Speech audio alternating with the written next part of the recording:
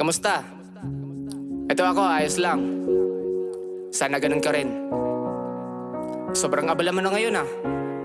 Mapapakinggan mo pa kaya to? Yeah. Phenomenal Smoke Killer. Let's go. Pag nagkita tayo muli ng personal, madam, sana wala nang ilangan. Tsaka tanggap ko na rin. Ano lang to, nangangamusta lang. Kaya nasulat ko to kasi napagtanto ko may mga positibong naidulot yung pagtanggi mo sa akin. Syempre, masakit kasi talagang gusto kita. Pero ayoko rin napilitin ka kung di mo ako gusto. Kaya para sa'yo to.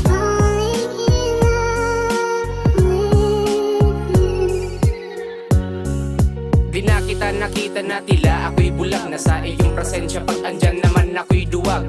Akala ko dati pag pinaglaban kay magwawagi. Di ka sinisisi kung ba't puso ko nun nang hahapdi. Nais kong malaman mong ganong kakawalan. Kaya hayaang mga pangungusap ay pakawalan nga sa isipan. Na laging gumugulo tuwing madaling araw ikaw lagi nang mumulto. Sa wakas ay masasabi ko sa'yo na minahal kita. Di dahil laging mag-isa ako, kundi yung mismo na ikaw kung gano'n ka nga kabait. Pagpasensyahan kung ninais kung merong kapalit. Pagmamahal mo'y makamit, magustuhan mo papalik. Tiniis ko lang ang sakit, tinanggap yun ang mapait. At kahit ganun mapalad akong nakilala ka bilang kaibigan, sana tayo ay magkakilala pa. Siya nga pala, sorry kung ba't nang-block na naman ako. Nakakamiss ka rin ka-chat eh. Tapos ayoko na maging mapansin.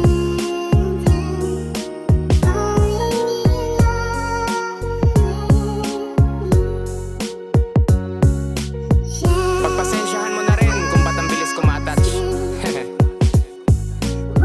Tsaka may pagka-assuming. Pero kahit yun, minahal rin naman kita. Totoo yun.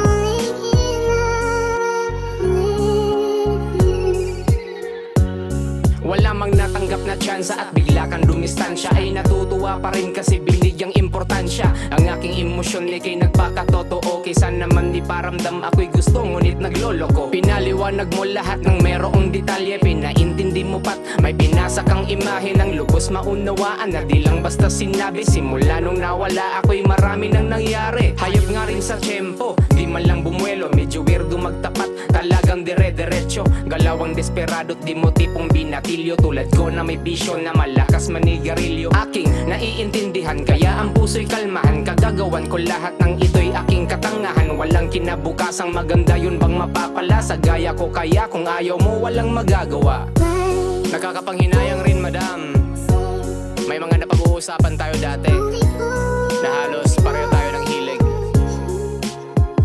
Isa sa mga katangian mo madam na nagustuhan ko sa'yo, yung marunong ka rin magpatawa.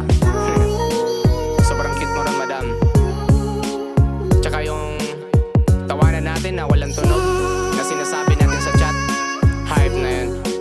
Umabot ng alas 3 ng madaling araw. Nakakamiss yun sobra. Lalo pagpapalang mo kung sinasagot sa mga tanong ko. Madam ka talaga. Naisip kong mabuti ngang di mo inabot ang iyong kamay nung bala kong ligawan ka't pinagdamot. Musika naging palimot, sa aking puso'y gumamot. Tama rin ang desisyon mong hindi mo ko sinagot. Sapagkat ako'y walang maipagmalakit. Walang masasakyang chikot na susundo o hahatid sa'yo. Di magawang ilibre ka ng mamahalin na pagkain. Ayokong sardinas lang mapapakain. Di kayang samahan ka, nalibutin ng mundo. Tawirin ng karagatan tulad ng gusto mong kurso. Ako'y simpleng manunulat sa katulad mong anghel na ang kayang ibigay lang ay eroplanong papel. Pag-ibig ang siyang piloto kahit di man lumapag sa puso mo. Ang sakin ay damdamin natin lumuwag hanggang dito na lang. At kung sa pag-ibig di ka pala rin, manatili kang madam at huwag kang maging madamdamin. Paano ba yan madam? Huling love song ko na to sa'yo. Take my whole life to Gaya nga ng lagi kong panako sa chat.